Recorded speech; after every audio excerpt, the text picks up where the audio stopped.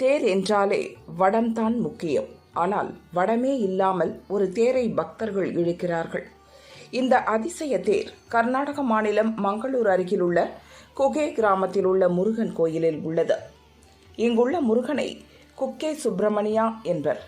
குக்கே என்றால் சேவல். கொக்கரக்கோ என்பதை இங்கு குக்கே என்கின்றனர். இங்கு டிசம்பர் மாதத்தில் நடக்கும் மகா ரதோத்சவம் சிறப்பானது. இந்த தேரை இழுக்க கயிறு வடமோ இரும்பு சங்கிலியோ கிடையாது. காட்டில் கிடைக்கும் பிரம்புகளை ஒன்றோடொன்று இணைத்து கயிறு போல ஆக்கி தேரில் கட்டி இழுக்கின்றனர். விழா முடிந்ததும் இந்த பிரம்புகளை வீட்டுக்கு கொண்டு செல்கின்றனர். இதை உரைத்து விஷக்கடி புண்களுக்கு இட்டால் குணமாகும் என்கின்றனர். முருகனுக்கு குகன் என்ற பெயர் உண்டு.